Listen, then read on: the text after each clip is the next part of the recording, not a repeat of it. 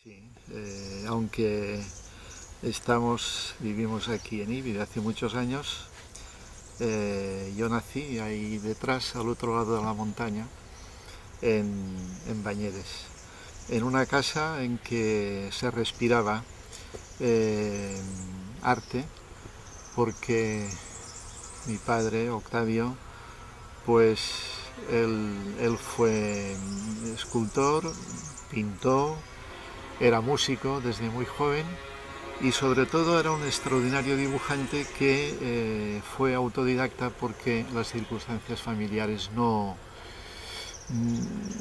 le impidieron que estudiara en San Carlos. De ahí un poco el que él desde pequeño me fue vinculando a lo que quizás él quiso haber sido, y lo fue, pero vamos, que su hijo estudiara una carrera de Bellas Artes, y esto fue una lucha continua. Yo no era consciente en aquel momento porque, bien, a mí me gustaba y era feliz. Lo tenía como un juego, me gustaba, y ahora en este momento pienso que hubiera sido de mí si hubiera nacido en otra casa y de otros padres, ¿no? Lo que sí está claro es que todos los días doy gracias y me acuerdo de ellos por esto y por todo. Entonces, él me enviaba con 7 u 8 años, me decía, vete al casino y que allí están jugando los mayores con las cartas, con el dominó, y toma apuntes. Y guardo apuntes de ese momento, de los abuelos jugando a las cartas. Bueno, a mí me parecían abuelos entonces, a lo mejor no eran tanto.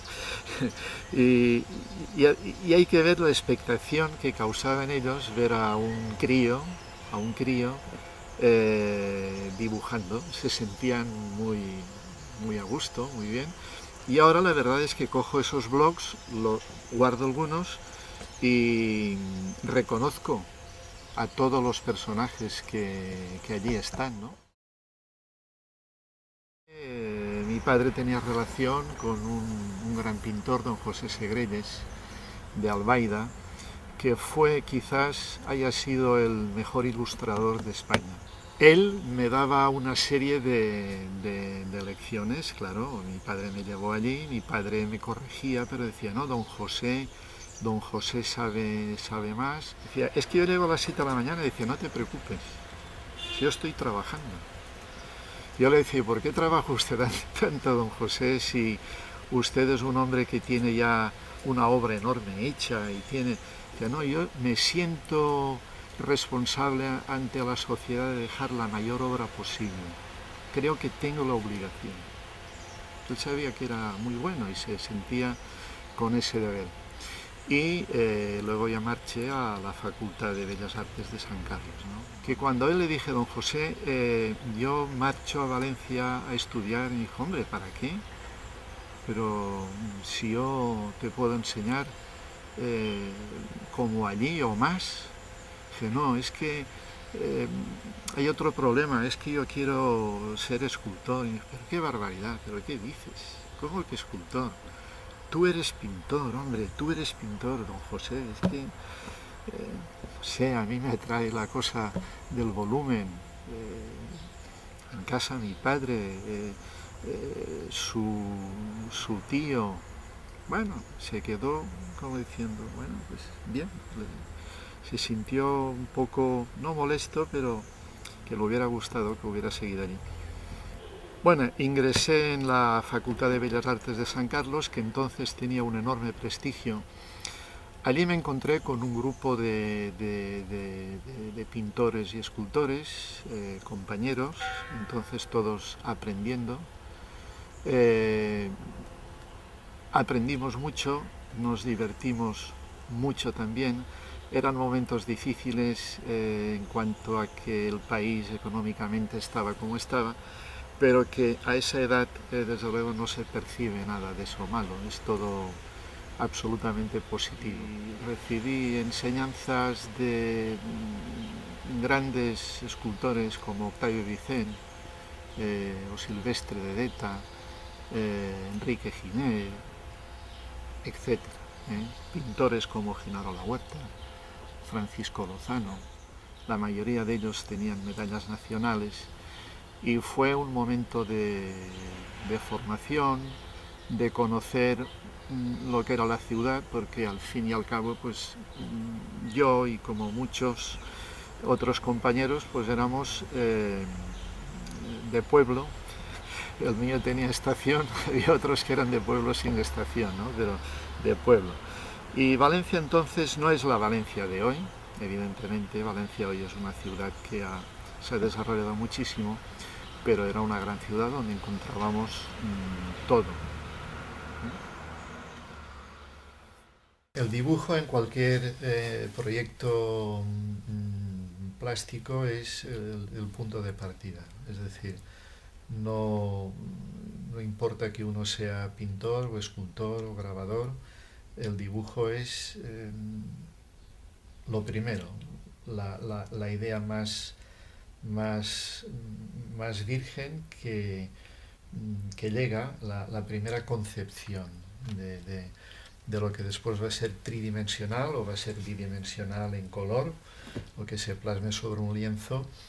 La base fundamental, la que habla de expresión, la que habla de entonación, la que puede hablar de composición, es el dibujo, es la estructura, es el armazón, es lo que sería el esqueleto en un ser humano.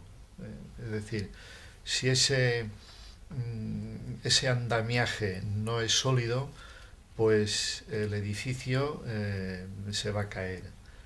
Si ese esqueleto es defectuoso, pues los músculos se van a sujetar mal y al final, pues aquello se cae. Bueno, la importancia de la figura de la mujer en la historia del arte es capital. Yo no sé si lo comentábamos con anterioridad, pero por muchas razones, ¿no? Sobre todo, y en mi caso, por razones estéticas, ¿no? Cuando haces el desnudo femenino es porque estéticamente en la naturaleza yo no encuentro algo más bello, más sugerente, esto es evidente. Y esto no es un problema mío, ha sido el problema de todos los escultores y pintores que en la historia ha habido, ¿no? Hay otro tema que a mí me interesa muchísimo, que es el de la maternidad, y quizás esto sea una cosa casi instintiva de agradecimiento, ¿no? a la madre, ¿no? Y que uno se siente siempre deudor de esa cosa, ¿no? de ese don de la vida, ¿no? que te ha dado la madre. Y evidentemente hay un componente también en la maternidad estético y casi más allá, pues también como no religioso, y esa conjunción de la madre con el hijo es bellísimo, y es otro, quizás no sea un ejemplo que se prolifere en la producción artística, pero en mi caso sí, lo he trabajado muchas veces y de muchas maneras, ¿no? Porque creo que también es bellísimo, es encantador, es emotivo, ¿no? Te emocionas, ¿no? A la hora de modelar la madre con su hijo. Ahí hay muchas motivaciones quizás que forman parte también del sentimiento, ¿no? de la emoción, que incitan a hacer eso. Yo tengo maternidades también que si se le pusiera a la forma tradicional y convencional una aureola por detrás a la cabeza de la madre, sería una virgen con el niño, perfectamente. Porque es que la madre tiene que es una madre, si no, es eso.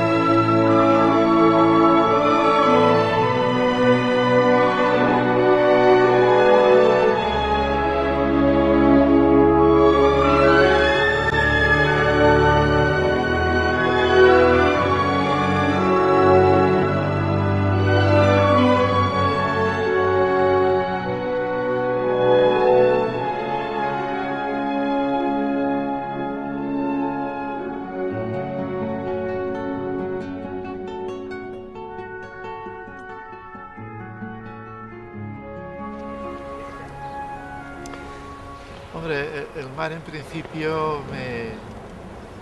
me inspira libertad, ¿no? Es una puerta abierta que aparentemente no tiene límites ni fronteras, ¿no? Este mar donde nosotros estamos ahora frente a él es nuestro mar, es el Mediterráneo, el mar de nuestra cultura. Y esta pieza, pues la idea es que transmita esa idea de paz, de sosiego, de equilibrio, y que esté pues comulgando con esa serenidad, esa línea horizontal estable del mar, ¿no? Esa muchacha leyendo. Bueno, pues eso para cualquier escultor es una suerte, ¿no? El poder instalar piezas junto a paisajes tan soberbios, ¿no? Como el que estamos contemplando, ¿no? Ese, como he dicho antes, ese mar nuestro, el mar de nuestra cultura. Y efectivamente es una colección que forma parte toda de una especie de jardín junto al mar, vora mar de les escultures, que lo llamamos en su momento, y en cuanto a la del Postiguet, pues es una obra de mayor formato que está en la zona de la playa más próxima a la línea de agua, ¿no? Y es una mujer que está pues abocada a esa inmensidad, a ese paisaje. Es una fortuna, es una suerte. El mar para mí es muy evocador. Y más para la gente que somos de tierra dentro de la montaña, ¿no? El mar es siempre nos abre el corazón. El tiempo en principio yo no le doy ningún valor para mí. El tiempo cuando se hace una obra de encargo, lógicamente hay un plazo. Este plazo, si es razonable, pues no es grave, y si no es razonable, pues se opta por no hacerlo. Uno no puede alterar su ritmo de trabajo, porque esto es un desastre. Y cada artista tiene una forma de trabajar. A mí cada vez me resulta más difícil, no más difícil, más costoso el tiempo de realización. No quiero pensar que sea porque cada vez sé menos y me cuesta más, sino porque seguramente lo reflexiono mejor y llevo un proceso más lento. Luego, el tiempo no tiene por qué tener ninguna importancia. Yo me acuerdo cuando antes de ingresar en la facultad, iba al estudio de don José Segrelles. Y claro, yo tendría entonces 12 o 13 años. Este hombre tenía a bien, era muy raro el que no tenía alumnos, el que yo fuera a su estudio, y me mandaba una serie de trabajos de láminas, sobre todo del 15 y del 16, de dibujos de grandes artistas, para que las copiara. Y en mi ánimo estaba el hacerlo bien y rápido. Y cuando llegaba a que él me corrigiera, pues le decía: don José, lo he hecho en tanto tiempo. Y él siempre me decía: mira, cuando una cosa se ve, está bien o está mal. Nadie te va a preguntar lo que has tardado, porque no tiene ninguna importancia, no tiene trascendencia, no tiene valor.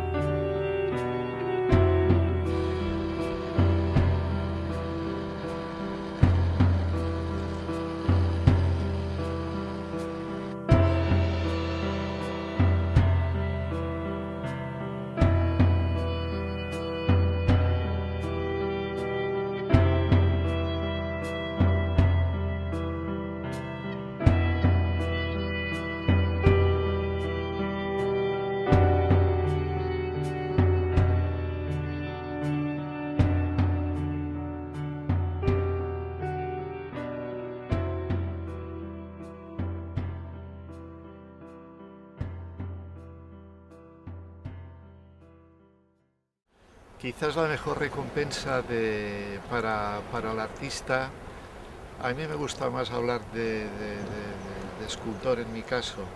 Del escultor es que la gente haga suya la obra que él ha realizado. La obra que está en un espacio público es para que toda la gente la pueda disfrutar y la pueda entender. Y cuando la hace suya la disfruta, la integra en su paisaje urbano o rural. A mí me viene a la mente una idea, que es cuando realicé el monumento a la fiesta y a la patrona, un monumento de grandes dimensiones en Ibi. Representa una imagen de la Virgen de los Desamparados que tiene pues casi 4 metros de altura, y lógicamente la gente, su Virgen, en cada lugar su Virgen es lo más importante. La gente que está acostumbrado a ver una Virgen con ropajes, con telas, con pelo, con cromatismo, con ojos de cristal, con pestañas, es decir, está viendo una cosa como muy viva, muy barroca.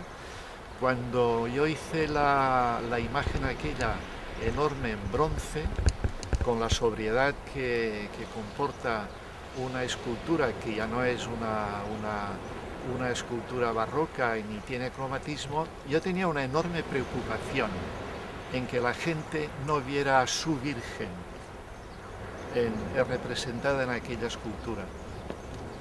Bien, se inauguró y al día siguiente, por la mañana, yo me encontré con una sorpresa muy grata, y es que estaba toda rodeada el basamento del monumento con floreros de vidrio, de botes de plástico, de cualquier elemento, pero llenos de flores. Es decir, la gente de aquel entorno, de aquella plaza, de aquel barrio, sí había visto a su Virgen y la había hecho suya.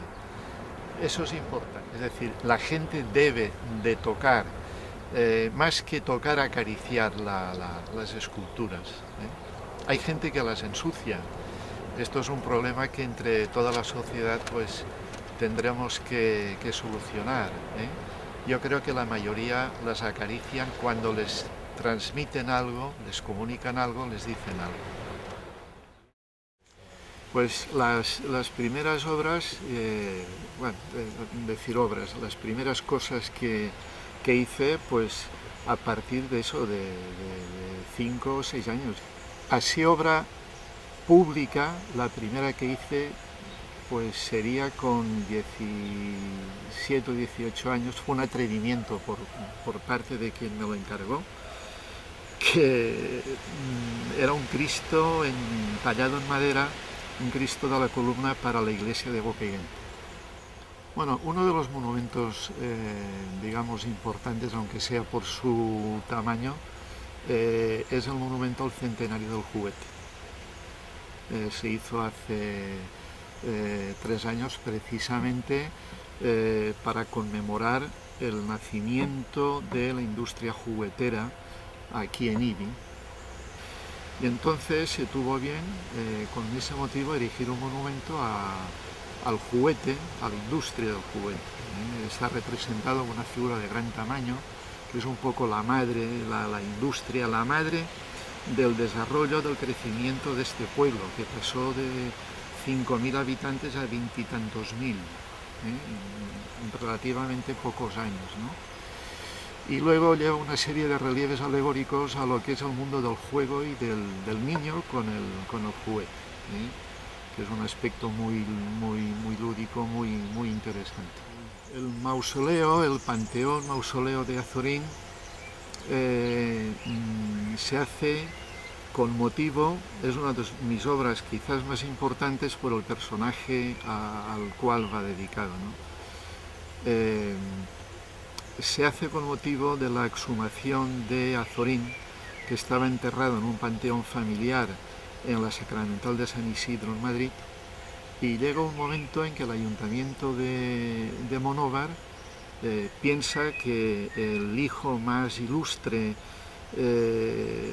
nacido en este pueblo tiene que volver al lugar donde nació, ¿no? Y esto comportó pues un enorme esfuerzo para que aquello fuera posible, y entre las cosas que se hicieron fue hacerle un panteón en el que él queda representado por un gran retrato, un retrato suyo de grandes dimensiones, y por todos los elementos arquitectónicos que yo diseñé que van relacionados con su obra literaria.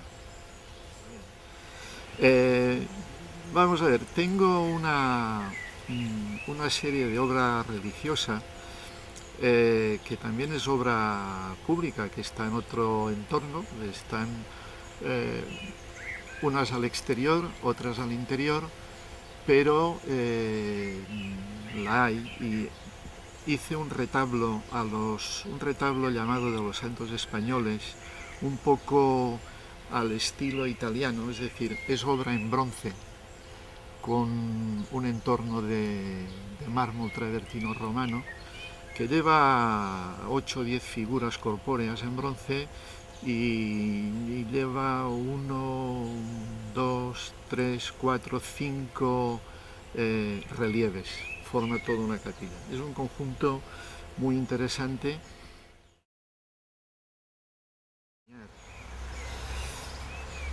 La escultura para mí es lo poco que sé hacer en la medida que lo pueda hacer, y lo que siento verdadera necesidad de hacer. Teorizar sobre la escultura, pues habría tantas teorías como escultura. En realidad es un arte muy participativo, porque está hecho con materiales que pueden estar a la intemperie, en consecuencia convivir con el paisaje y con la gente, y que a través de la historia del arte ha tenido papeles muy, muy distintos, desde enseñar a la gente las Sagradas Escrituras, como es el caso en los claustros y en las y en las iglesias románicas con sus capiteles, cuando la gente no sabía leer y escribir, y a través de la imagen tiene todo ese mensaje. Pero ya digo, en teoría, pues tantas teorías como escultores y esculturas puedan haber, ¿eh? Es meterse un poco en libros de caballería y en distinguir entre lo figurativo y lo no figurativo. Es la obra que honestamente uno quiere hacer, y si consigue hacerla con honestidad, pues seguramente la obra escultórica trasciende. Y sobre todo eso, para mí es muy importante que pueda estar, cosa que no ocurre con la pintura, en espacios abiertos donde todo el mundo puede participar de ello. La música, pues es un arte que nosotros, a la hora de trabajar, nos ayuda tanto a soñar y a ensoñar con lo que estás haciendo, que evidentemente es un todo. Escultura, música, paisaje. La soledad cuando estás trabajando, cuando estás creando, es necesaria, es decir, estás tú solo ante tu obra. En este caso, mi mujer es una benefactora de esa soledad, en el buen sentido de que me permite utilizar mucho tiempo que a veces le he robado a ella o a la familia, ¿no? Mila interviene en mi obra de una forma extraordinaria, es decir, dejándome hacer, que es importantísimo. Es decir, ella ha comportado mis ausencias, quizás en algún momento mi falta de atención, con toda la comprensión y con todo el cariño del mundo. Esto es, digamos, es inconmensurable. Y luego me ha ayudado también, pues, mirándola y sintiéndola, lógicamente. Sí.